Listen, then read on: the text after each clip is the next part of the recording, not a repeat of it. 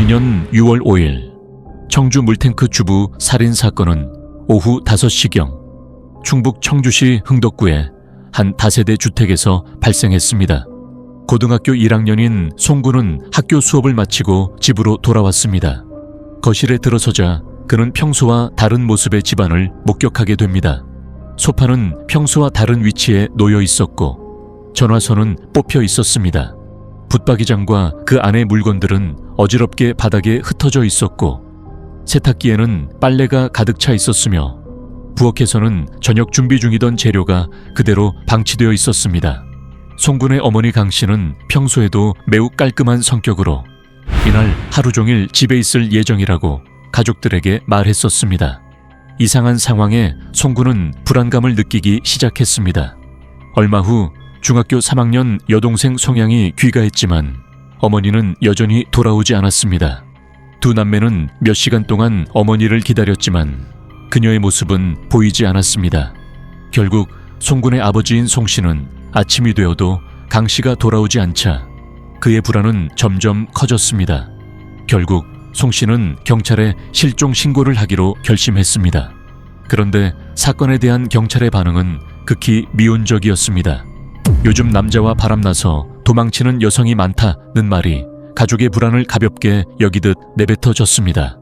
강 씨가 단순히 가출한 것이라는 주장을 되풀이하며 집안에서 발견된 이상한 흔적들에 대한 조사는 이루어지지 않았습니다. 누군가의 침입을 암시하는 집안의 어수선함에도 불구하고 경찰은 단순한 가출 사건으로 결론지었습니다. 하지만 강 씨의 핸드폰이 청주 시내를 이리저리 옮겨 다닌 기록이 확인되었음에도 경찰은 그 흔적을 무시했습니다. 곧 돌아올 것이라는 무심한 말은 가족의 마음을 더욱 무겁게 만들 뿐이었습니다.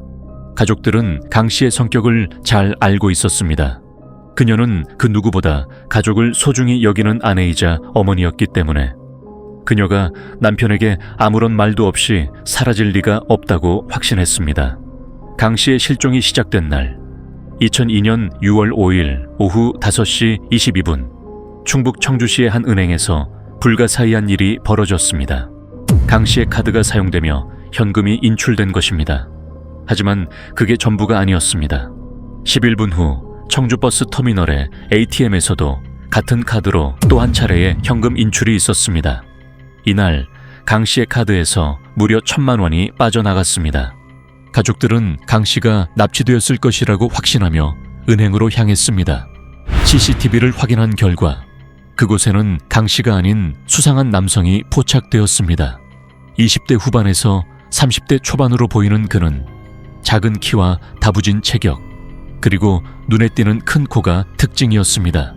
모자를 쓴 그의 모습은 강 씨의 실종과 어떤 연관이 있을지 궁금증을 자아냈습니다. 그러나 경찰의 반응은 미온적이었습니다. CCTV 속 남성을 강 씨의 내연남으로 판단하며 사건을 단순한 가출로 축소해버린 것입니다. 가족들은 경찰의 무관심에 실망하며 스스로 조사에 나섰습니다. CCTV 속 남성의 정보를 담은 전단지를 배포하며 강 씨를 찾기 위해 고군분투했지만 시간이 흐를수록 그들은 불안감에 휩싸이게 됩니다. 실종된 지 23일째 송군은 가족이 사는 빌에서 감지할 수 없는 불길한 악취가 퍼져나오는 것을 느꼈습니다. 복되는 구더기가 끓어올랐고 이 기묘한 상황에 송군은 점점 불안감을 느꼈습니다. 그는 악취의 근원을 찾아 나섰고 그 냄새를 따라 건물의 각층을 조사했습니다. 하지만 고요한 옥상에 올라서자 의외로 악취는 사라져 있었습니다. 혹시나 하는 마음에 송군은 옥상 한쪽에 자리한 물탱크를 들여다보았습니다. 그곳에서 그는 형체를 알아볼 수 없는 무엇인가를 발견했습니다. 물탱크와 벽 사이에 끼어있던 것은 그의 어머니 강 씨의 시신이었습니다. 충격에 휩싸인 송군은 즉시 아버지에게 전화를 걸어 울부짖으며 엄마의 시신을 발견했다고 알렸습니다.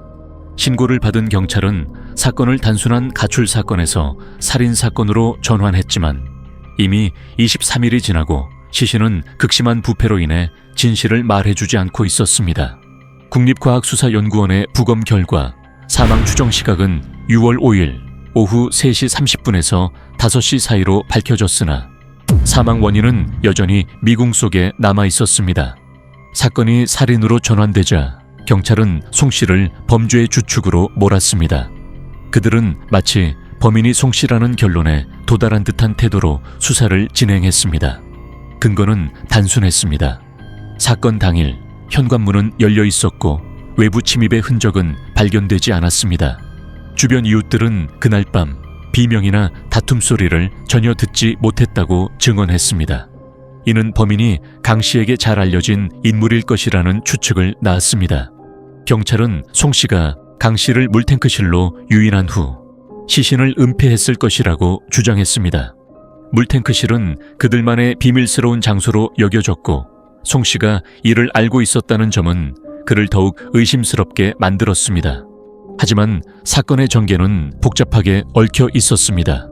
은행에서 인출된 현금과 CCTV 속 남성의 모습은 송 씨의 지인일 가능성을 시사했습니다.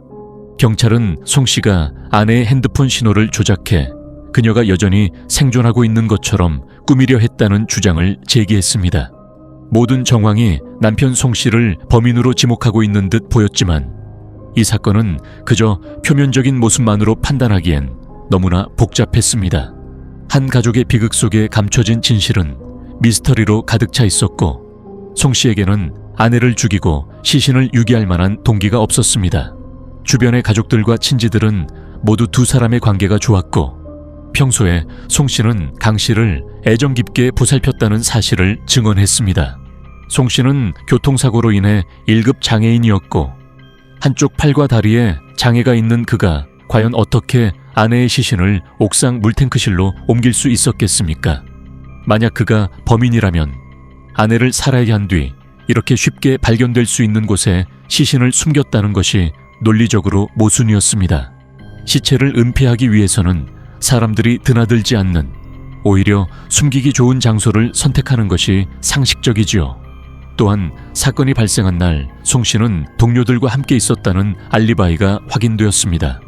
이 점은 그가 범인이라는 의혹을 강하게 불식시켜 주었습니다. 만약 송 씨가 범인이었다면 왜 아내의 계좌를 대충 확인하거나 은행에 전화를 걸어야 했을까요? 이런 행동은 오히려 더 큰 의심을 불러일으킬 뿐이었습니다. 결국 사건은 범인을 찾지 못한 채 미궁 속으로 빠져들고 있었습니다. 이 사건은 단순한 실종 사건으로 시작되었지만 이면에 감춰진 어두운 진실이 드러나면서 사람들의 관심을 사로잡았습니다. 무슨 일이 많았냐면 바람난 아줌마들이 내형남하고 같이 들어간 거예요. 내가 옆에서 이렇게 볼 때 아유 또 바람나서 나갔는데 밑에 있으면 들어오지 뭐. 담당 경찰의 미온적인 대처는 사건을 미제로 남기게 했고 그 결과 가족들은 끊임없는 고통 속에 놓이게 되었습니다. 강 씨의 시신이 발견된 후 수사 과정에서 그녀가 자주 인터넷 동호회에서 알게 된 사람들과의 채팅을 즐겼다는 사실이 드러났습니다.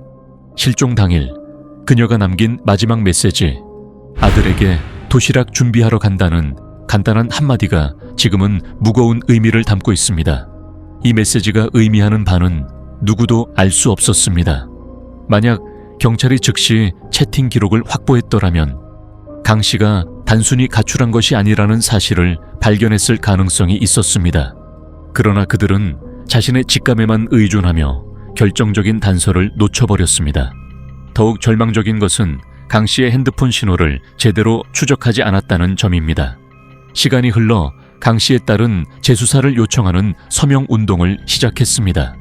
이 운동이 계기가 되어 2011년 12월 청주 흥덕경찰서가 사건 재수사를 시작했지만 그 속에서도 여전히 진전은 없는 상황이었습니다. 남겨진 CCTV 영상은 흐릿하게 용의자의 얼굴을 담고 있었고 2021년 10월에는 SBS에 그것이 알고 싶다. 제작진이 이 영상을 공개하며 사람들의 호기심을 더욱 자극했습니다. 강 씨는 무엇을 겪었을까요? 진실은 어디에 있을까요? 이 미스터리가 어떻게 풀릴지에 대한 질문은 여전히 남아 있습니다. 사람들이 궁금해하는 이 사건의 진상이 드러나는 날을 모두가 손꼽아 기다리고 있습니다. 오늘의 이야기는 여기까지입니다. 시청해 주셔서 감사합니다. 구독과 좋아요 부탁드립니다.